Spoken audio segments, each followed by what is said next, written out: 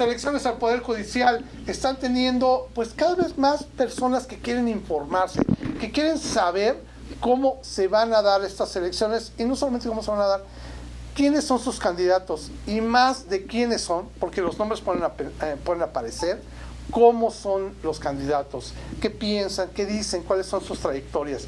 Por eso estoy muy contento de tener en este momento y estar enlazado con él a el licenciado, bueno, que es maestro en realidad, al maestro Alejandro David Abante. ¿Cómo estás, Alejandro? Te agradezco mucho que nos des estos minutitos.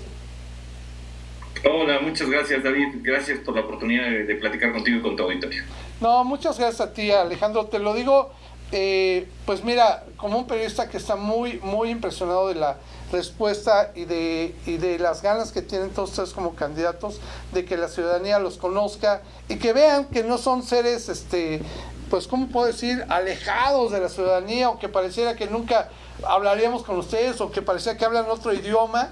Creo que son personas muy cercanas. Quisiera, antes de empezar con tu trayectoria, que nos platicaras a cuál es el cargo que aspiras y qué es lo que realiza este cargo, por favor.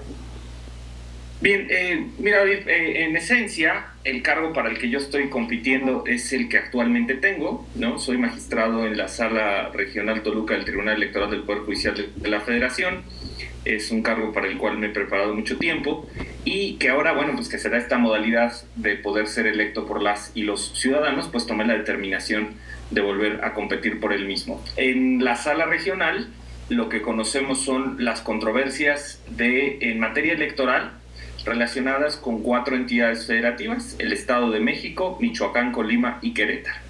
Esas 4 entidades federativas, los asuntos relacionados con las elecciones pasan en su mayoría por el Tribunal Electoral de cada una de las entidades federativas y después nosotros revisamos esas controversias, salvo algunas excepciones, que es el caso de las elecciones federales, ¿no? Las elecciones federales, esas las conocemos nosotros de primera mano y en ese conocimiento quien nos revisa es la Sala Superior del Tribunal Electoral, es decir, diputados federales, senadores y senadores de la República pasan primero por las salas regionales, después van a la Sala Superior.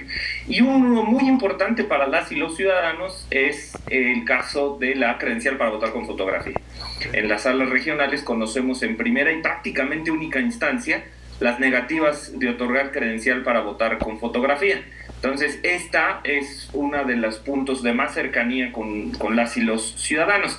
Y como dato curioso, porque mucha gente no lo sabe, es que en las salas regionales también resolvemos las controversias laborales relacionadas con el INE y sus trabajadores en estas 4 entidades federativas. Okay. Entonces, en la sala nosotros, si un trabajador o una trabajadora del INE considera que ha sido despedida injustificadamente, pues acude ante la sala regional para que nosotros conozcamos esta controversia.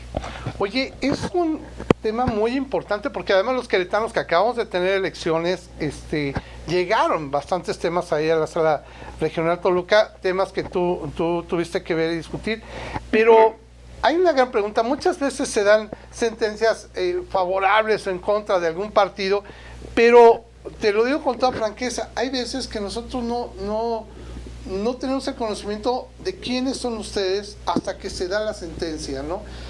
¿Y a qué me refiero? La trayectoria, ¿no? ¿Qué se necesita saber? ¿Qué se necesita tener? ¿Qué conocimientos adquiridos? ¿Qué experiencia? Para poder determinar y hacer una votación favorable o en contra de una sentencia en estos casos que, de hecho, nosotros ubico muy bien los que vivimos en las recientes elecciones que tuvimos por diputados, que son las intermedias tal cual, pero ¿qué trayectoria, qué conocimientos, qué capacidades necesitas para estar ahí? Muchas gracias, David. Mira, yo te diría que en estricto sentido, más que lo que necesites es lo que es deseable, ¿no? Yo ingresé muy joven al Poder Judicial de la Federación. Yo ingresé cuando tenía 18 años de edad. Wow. Y literalmente ingresé como meritorio, ¿no? Unos días después, afortunadamente, me vieron que tenía posibilidades y me dieron pues una plaza literalmente de escribiente, ¿no?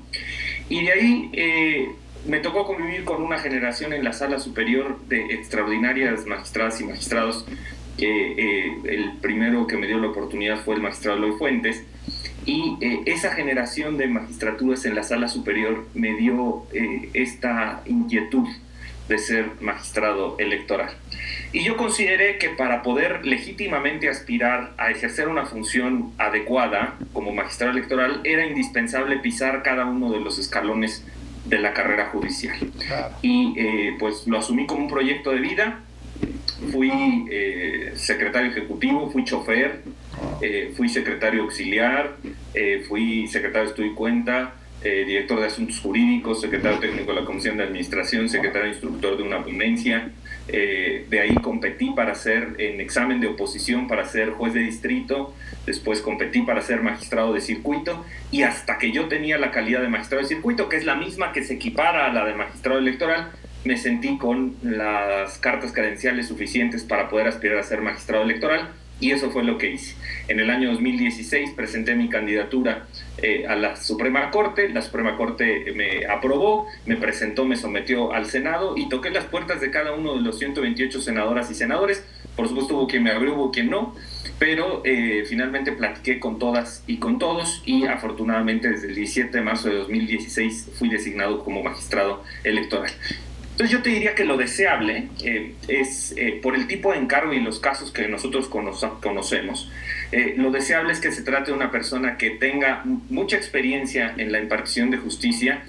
No es lo mismo impartir justicia desde la visión de un secretario o desde la visión de alguien que integra la carrera judicial, que por supuesto es esencial, es muy importante esa formación, pero creo que es necesario seguir una cadena en cuanto a los espacios o territorios en los cuales lo ideal es, una vez que has dejado de ser secretario, lo ideal es que seas primero juez y después seas magistrado para efecto de poder aspirar a ser magistrado electoral. Y esto, la lógica es la complejidad y diversidad de autoridades con las que vas conectando en cada uno de estos encargos te van dando tablas, pues por supuesto para poder desempeñar mejor la función. Por supuesto, no digo que una persona que no haya sido juez o magistrado no pueda no pueda aspirar, por supuesto que sí, pero me parece que la función se desempeña mejor una vez que ya es, como en mi caso, pues emitido 17,000 sentencias en diversas materias, civil, penal, laboral,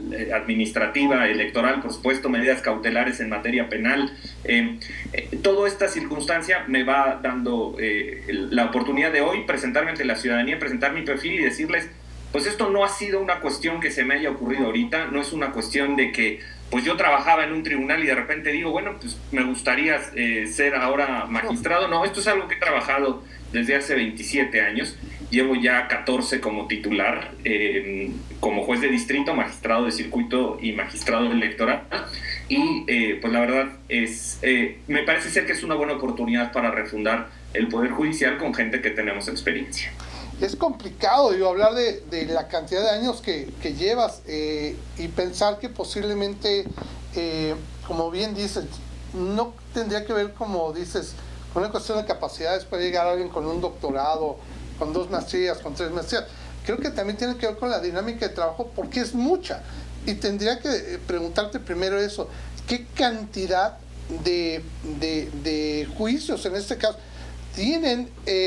Y pues bueno, pensar, y te lo digo, una reflexión ciudadana, ni siquiera periodística.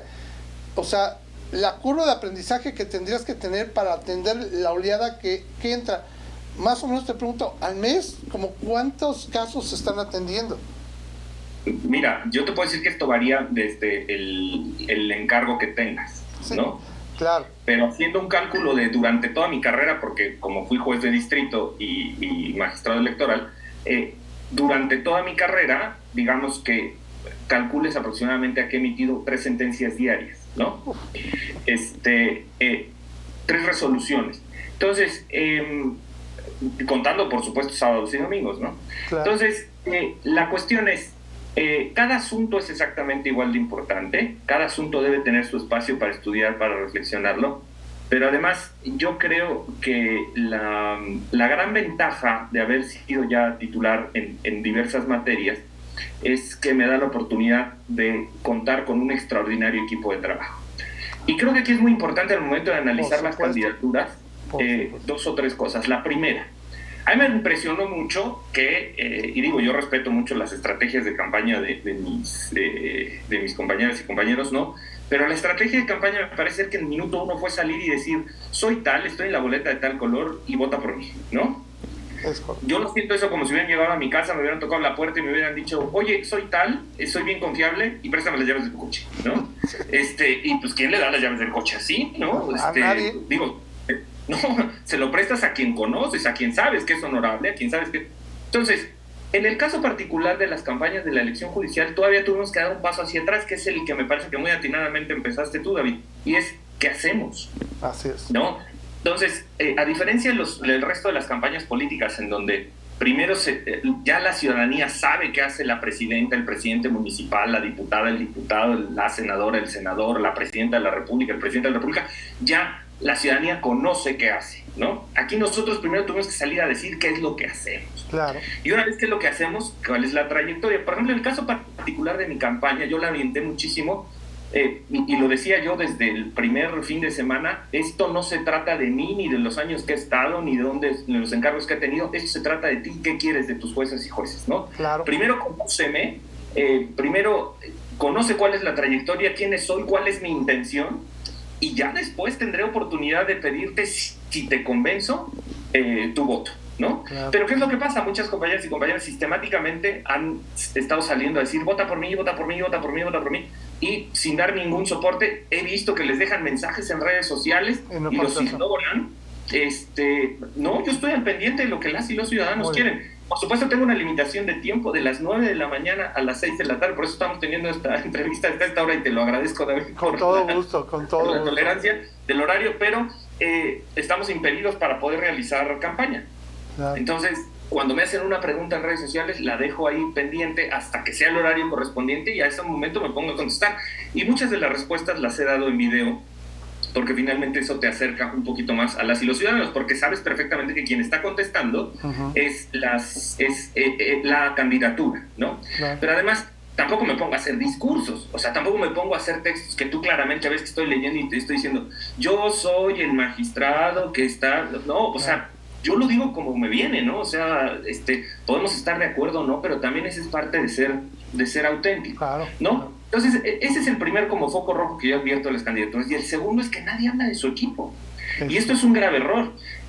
Esto no se hace solo. No, la verdad es que los titulares somos soportados por un equipo de trabajo bien solvente de abogadas y abogados que van acompañándote en el proceso y respecto a los cuales no podrías sacar tu trabajo. Entonces, en realidad, creo que lo más esencial es también pensar en qué ciudadanas y ciudadanos que se están postulando traen equipos de trabajo que los respalden. Claro. Por supuesto que en esta elección no puede participar conmigo porque son servidores públicos, pero lo cierto está en que hemos trabajado juntos muchos años. En mi equipo ha habido poca movilidad, por supuesto. Ha habido alguno que otro que ha tomado la decisión de seguir su camino, algunos de buena manera, otros de mala manera, pero ciertamente la movilidad ha sido muy poca. Y esto es porque somos un equipo muy sólido que nos respetamos y trabajamos juntos desde hace muchos años y con toda la lealtad y el respeto a nuestro México y a nuestras instituciones. Fíjate que te iba a preguntar, ¿cuál sería tu propuesta que le ofrecerías a la ciudadanía? Pero prácticamente me la acabas de contestar. Y dime si estoy en lo correcto y si quieres aumentar algo más. Digo, hay dos propuestas que a mí me parecen maravillosas. Número uno, que es la experiencia y el conocimiento del mismo cargo, que creo que eso es muy llamativo y lo ejemplificas muy bien al decir, pues no le vamos a prestar al carro el primero que nos toque la puerta, ¿no? Y la segunda que me parece maravillosa es que vienes con un equipo de trabajo que conoce acerca de esto. ¿Aumentarías alguna otra propuesta de trabajo que pudiera ser interesante para la ciudadanía? Sí, son tres, de hecho, David. La primera es que durante muchos años la evaluación de quienes somos jueces y jueces se ha centrado en nuestra área de especialización y en la cantidad de asuntos que sacamos. Claro. Y este paradigma es equivocado. Me parece que un tema estadístico nos lleva a que de pronto tenemos que sacar resoluciones pues, muy rápido o alguna cuestión, pensando obviamente en desahogar la carga de trabajo. Pero esto ha conducido no necesariamente a que estemos solucionando el problema. Y a mí lo que me parece ser es que, y digo, es una lógica que es interesante, pero a mí me parece seguir una lógica, no sé si has tenido oportunidad de ver mi campaña, pero mi campaña está vinculada como si se tratara del béisbol, ¿no? Entonces, intentar explicarle a las y los ciudadanos cómo la justicia se parece al béisbol. Ahorita si quieres vamos a eso, lo sí, platicamos. por favor. Pero hay muchos ejemplos, por ejemplo, en estas cuestiones deportivas que nos pueden ayudar a solucionar este tema de cómo impacta, ¿no? Una resolución en la estadística crucial. Y entonces, por ejemplo, un paradigma sería que si una solución que se dio fue un tema de una improcedencia, bueno, pues en lugar de contarte 3 puntos, te va a contar 1, ¿no? Una devolución de un expediente para efecto de que se vuelva a pronunciar el tribunal, cuando te da 2 puntos, ¿no? Una resolución de fondo que pone solución a la controversia, esa te da 3 puntos. Y en la medida en la que tú vas acumulando puntos, la eficacia de tu resolución, obviamente si te revocan tu determinación, pues esa pierdes los puntos que habías ganado, ¿no? Y con eso, eventualmente al final tú vas teniendo en tu tabla general, ¿no? Cómo vas quedando, ¿no? Entonces, pues si tú quieres declarar una procedencia, bueno, si la procedencia hay que dar 1 punto, pues te tocará 1 punto, pero la procedencia, la complejidad de una improcedencia no siempre tiene la misma complejidad que la de un estudio de fondo. Por supuesto. Entonces, yo considero, en todo caso, que es diferenciar el tratamiento de los asuntos. Esto podría ayudar. Esto por un lado. En segundo, esto ayudaría a que el ánimo sería una cuestión de interés por estudiar el fondo de la controversia. No, mira, y perdóname que te interrumpa ahí, porque sí es algo que los ciudadanos entendemos muy bien, el hecho de que no se terminen determinando los juicios en una primera instancia, sino que se van a una segunda, que impugnan, que regresa, que va y viene, y eso lo entendemos clarísimo. Creo que tiene razón, no hemos calificado a nuestros juzgadores, como bien lo dices, como por puntos, ¿no? Y eso me parece un buen ejemplo, te lo agradezco mucho, es muy bueno, ¿eh? Y el segundo es, puedes ser muy bueno en materia electoral y puedes haber dedicado toda tu vida en materia electoral, pero los asuntos no solo son la materia electoral. Y las y los jueces tendríamos que estarnos especializando en diversas materias y en diversas cuestiones. Por ejemplo, me parece esencial, por la experiencia que yo tuve como juez, porque yo llegué por 6 meses más joven de este país cuando tenía 30 años, pero son cursos que yo advertí que tenía que haber tomado desde mucho tiempo antes. Entonces, que hubiera una formación integral y que la capacitación no solo fuera jurídica, que exigiera que quienes somos titulares debiéramos tener capacitaciones sobre habilidades gerenciales, sobre habilidades blandas y sobre otras materias. Es decir, si tú ya eres experto en materia electoral, bienvenido, pero necesito que ahora vayas especializándote en materia laboral, o que ahora vayas especializándote en materia penal o en materia civil. ¿Esto con qué finalidad? A ver, ahorita el tema de las y los jueces electos va a dar la cabida a que las ausencias de las y los jueces electos se van a hacer con secretarias, con secretarios en funciones, de alguna manera, pero finalmente los titulares, si están encasillados en un tema, pues no tienen la posibilidad de conocer de otras controversias. Y cuando llega un punto en materia electoral, como lo hemos tenido, por ejemplo, a mí me ha servido muchísimo mi experiencia en materia penal, en el ámbito electoral. Un ejemplo, por ejemplo, te diría, cuando vino el voto de las personas en prisión preventiva, una de las pocas salas que propuso que las personas en prisión preventiva tuvieran defensores de oficio para esos asuntos fue Sala Toluca, y fue iniciativa mía. Y esto fue precisamente porque mi experiencia en el ámbito penal me decía, alguien que está recluido necesita un defensor de oficio, sea en materia electoral o sea en materia penal. Entonces, la formación integral, hemos tenido casos donde, por ejemplo, hay un debate sobre un sustitutivo de la pena, es lo mismo que una condena condicional, o si es lo mismo que tener compurgada la condena, en fin. Todos estos temas me han servido en el ámbito penal, en mi lógica. Todas las cuestiones de cadena de custodia y todo esto, que son conceptos que yo estudié en el ámbito penal, bueno, pues me han servido para la cuestión electoral. Entonces, esa es otra de las propuestas, que los jueces tuviéramos que ser evaluados a partir de lo que estamos haciendo para capacitarnos, y a partir de lo que estamos haciendo para capacitarnos en otras materias, no solamente en la que tenemos la especialización. Maravilloso, y que muchas veces los ciudadanos desconocemos, en el sentido de la capacitación que puedan tener para atender precisamente algunos casos, cuando estamos incluso inmiscuidos, o cuando son casos muy importantes que todos como periodistas estamos al tanto. Pues sí, bien lo dices, no podemos saber ni determinar si está capacitado en el caso o no el magistrado, es correcto. Y el tercer punto, David, tendría que ser que las y los jueces tendríamos que tener un compromiso social. Y eso es, las y los jueces tendríamos que salir a dar clases en las universidades sí o sí. Eso no hay vuelta de hoja. Yo llevo 22 años de mi vida dando clases en instituciones universitarias o de formación de jueces y jueces. ¿Y sabes cuánto he cobrado por esa actividad? Ni un solo centavo. 0 pesos. Claro. 0 pesos. Y esto es un tema de compromiso social. Y afortunadamente, pues ahí están mis alumnas y alumnos de testigo. Yo preparo mis clases, les dedico tiempo, intento hacer ejemplos, porque formar jóvenes es fundamental.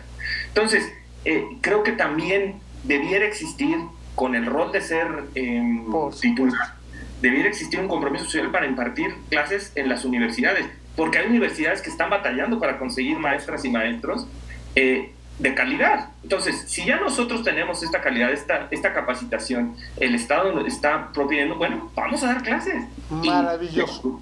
Y aprovechemos esta oportunidad también. Maravilloso. ¿No? Y es un tema también de compromiso social.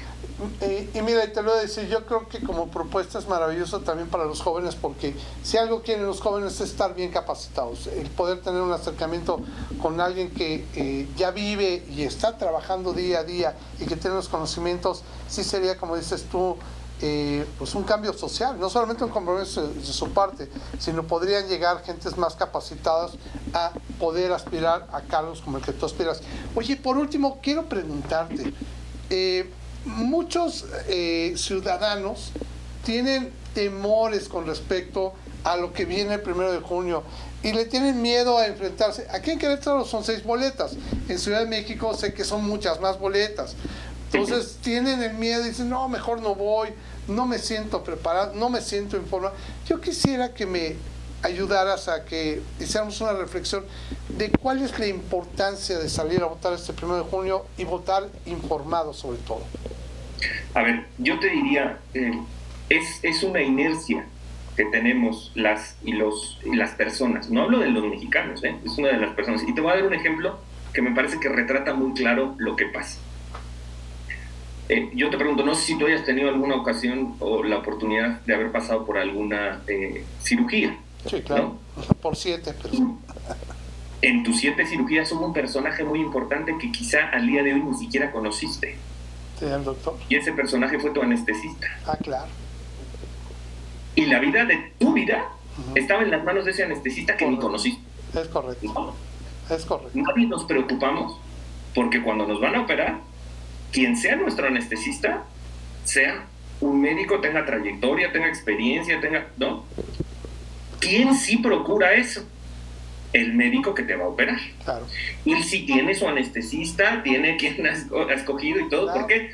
Porque la vida de las personas está en riesgo con esto. Entonces, ciertamente habrá personas que tendrán que ir aprendiendo a ser anestesistas, pero esto es un proceso.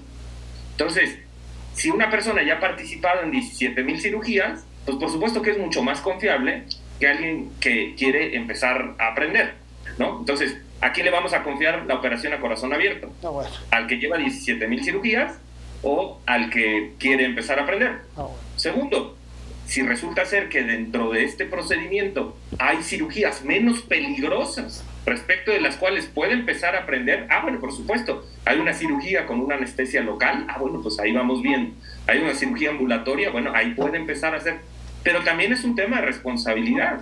O sea, no es que yo me sienta con la capacidad, el punto es que tenga la experiencia y también tenga el carácter. Este trabajo lo que hace es ir desarrollando un carácter para efecto de poder afrontar, muy claramente te lo digo, hay jueces que se dejan presionar y los jueces que somos buenos. O sea, nosotros no nos dejamos presionar por todo el carácter y toda la experiencia que traemos encima. Entonces, ¿qué tienen que hacer las y los ciudadanos? Pues analizar muy bien los perfiles de quienes van a elegir, pensando que pueden ser ese anestesista del cual va a depender su vida. ¿Por qué? Porque el juez en materia civil puede decidir sobre tu patrimonio, el juez en materia familiar puede decidir el día de mañana sobre quién se queda con la custodia de tus hijas, tus hijos, tus nietas, nietos, tus sobrinas, tus sobrinos. El juez administrativo puede truncar tu sueño de poner ese restaurante tan padre por el cual ahorraste y trabajaste tanto, pues te lo clausuran y tienes que ir a defender ante un juez administrativo este tema. El juez laboral puede decidir que te despidieron injustificadamente. Y los jueces electorales, lo que nosotros hacemos es defender el voto de las personas. Claro. Y para defender el voto de las personas hay que estar más allá de cualquier filia y fobia por los partidos políticos. Y esa filia y fobia de los partidos políticos solo te lo da una trayectoria congruente con humildad e imparcialidad durante mucho tiempo. El diablo sabe a quién se le aparece, David, y eventualmente si tú tienes una trayectoria que te respalda, finalmente será mucho más difícil que alguien tenga la intención de decir, ese juez no se comporta correctamente, es que esto no es de ahorita, yo me vengo comportando así desde hace ya 14 años y virtualmente no coincide el audio con el video. Entonces yo lo que les diría a la ciudadanía es, examinen muy bien las experiencias de sus candidatos. Por supuesto, decirles que en la boleta color salmón, en el número 12, tienen un candidato con experiencia, pero si una vez que me conozcan y no les tienen dudas sobre mi perfil, pues lo primero sería pedirles que me contacten. Yo contesto en mis redes sociales. Maravilloso. Que yo les diré, los intentaré convencer. Y si después de intentarlos convencer deciden que no soy la mejor opción para la sala regional, se vale y está bien, pero que no dejen de salir a votar. Perfecto. Que salgan, que voten por sus juezas y jueces, porque este proyecto solo va a funcionar si las personas se apoderan del Poder Judicial y votan por sus juezas y jueces. Ese tema de que todo está decidido y que esto ya es una mentira.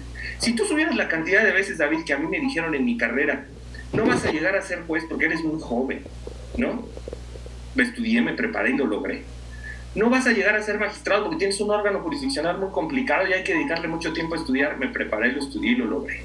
No vas a ser magistrado regional porque son muchos senadores, esto ya está decidido. Esto de ya está decidido, te lo juro que yo lo escuché cuando yo competí para ser magistrado regional. Me decían, ellos ya tienen sus candidatas y sus candidatos, Alejandro, no los vas a mover de ahí. Bueno, vemos.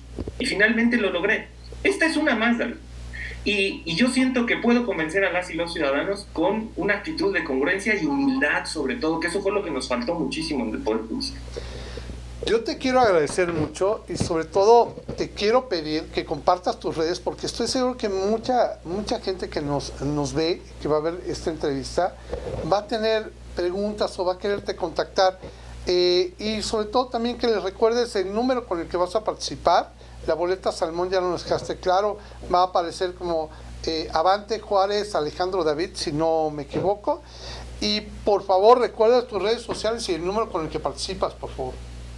Muy fácil, mis redes sociales, Instagram y X son AlexAvanteJ. Ahí estamos teniendo publicaciones todos los días, hasta 2 veces al día sobre la temática. El TikTok Alejandro Avante J. Estamos teniendo ahí también dinámicas con ciudadanas, con ciudadanos. Les estamos preguntando qué quieren, pueden escuchar qué es lo que las ciudadanas y ciudadanos quieren de sus juezas y jueces. Estamos teniendo dinámicas de preguntas y respuestas también. Y ahí me pueden contactar. Voy en la boleta color salmón, en el número 12, hasta arriba del lado derecho. Está muy fácil que se acuerden. Imagínense que se van a ir de fiesta y que van a pasar por un 12. Así es que, entonces, lo único que les pido es, ténganme la confianza. No soy una persona que tenga una trayectoria controversial o que tenga una trayectoria. Me he dedicado toda la vida a ser juez. Me he dedicado toda la vida a estudiar. Decías tú hace rato el tema de los doctorados, las maestrías. Pues afortunadamente por esta función me llevó precisamente a tener ya un doctorado, a tener 2 maestrías, una especialidad en el extranjero. Me sigo preparando por cursos en línea con plataformas que me permiten estudiar. Ahora he estado recientemente estudiando sobre cuestiones de inteligencia artificial, sobre cuestiones de ética, en fin. Todo esto lo que hace es que las y los jueces tenemos que tener una formación integral. Pero sobre todo yo te diría, creo que es muy importante que analices la conducta de las y los candidatos. Si lo único que quieren y todo el tiempo te están pidiendo es que votes por ellos y te están diciendo cómo votes por ellos, pues lo que quieren es que votes por ellos. Si nunca te han escuchado ahorita, imagínate si te van a escuchar cuando estén en el ejercicio del encargo. Entonces, pero además hacer un compromiso, si tú me lo permites, David, por con favor, las y los ciudadanos. La experiencia de haber salido a las calles, a mí me deja muchísimas cosas. Y al menos yo sí hago un compromiso de frente y lo voy a cumplir. Antes, si yo logro ser magistrado electoral, antes de cumplir la mitad del periodo para el cual resulte electo, tengo el compromiso de haber pisado todos y cada uno de los municipios de la circunscripción. Muy bien. Y esto para conocer los pueblos y comunidades respecto de los cuales estoy decidiendo. Y esto no se trata de hacer un tema, esto no lo hubiera aprendido si no hubiera tenido que salir a buscar a la ciudadanía y a la gente. Entonces, para mí, esto es un área de oportunidad. Así es que yo voy a ir a visitar todos y cada uno de los municipios, pisarlos, conocerlos, a platicar con las y los ciudadanos. Yo no voy a dejar de hacer esto, porque para mí es verdaderamente oro molido el saber qué es lo que la ciudadanía quiere. Yo creo que y estarán muy contentos de verte, de reconocerte, de platicarte cuáles son las inquietudes que tienen. Y pues bueno, esta reforma del Poder Judicial cambia por mucho esta situación. Creo que estamos muy agradecidos los ciudadanos de verlos en las calles. Ustedes, esta plática que tuvimos, que yo te agradezco porque fue muy amena y nos permite sobre todo entender quién es Alejandro Abante, por qué quiere estar en el Tribunal Regional del Tribunal Electoral. Me ha dado, pues a mí en lo particular, mucha apertura con respecto a lo que pasa en los tribunales electorales, que muchas veces te digo, no los conocemos, nada más conocemos a veces las propias sentencias. Me ha dado mucho gusto platicar contigo, Alejandro. Gracias. Te pido el favor y ojalá te voy a comprometer como he comprometido a otras entrevistas. Perdona que lo haga aprovechando la grabación. Ojalá, si logras el cargo, que nos regalaras una nueva entrevista para que pudiéramos platicar nuevamente. No solo, voy a hacer un doble compromiso contigo, David. Vale. No solo si obtengo el cargo. Okay. Si no obtengo el cargo también, porque también creo que será muy importante platicar la experiencia de haber sido un candidato que hizo campaña en campo, que hizo campaña en tierra, que escuchó a las y los ciudadanos, sobre todo para decirle a quienes sí tengan el privilegio de resultar electos lo que quieren las y los ciudadanos. Y el segundo compromiso es, si salgo electo, no solo una entrevista una vez que gane, sino las veces que tú quieras, las veces que consideres necesario. Por supuesto que estoy total y absolutamente dispuesto a platicar sobre la temática que tú consideres. Correcto. Alejandro, te agradezco mucho nuevamente la entrevista y seguro nos veremos pronto, volveremos a platicar. Muchas gracias, David. Te mando un fuerte abrazo a ti y a todo tu auditorio. Y no se olviden, este 1 de junio salgan a votar por sus jueces y jueces. Este proyecto es nuestro, así es que hagámoslo nuestro. Maravilloso, votemos informados este 1 de junio. Y amigos de Querétaro Verdad, yo les pido de favor, cualquier comentario que le quieran hacer a Alejandro Abante, lo pueden hacer también en nuestras redes sociales. Estoy seguro que él, como lo acaba de decir, va a estar feliz de contestar cada una de sus preguntas. También lo pueden hacer a través de nuestro sitio web, queretaverdad.mx. Que tengamos un extraordinario día. Hasta pronto.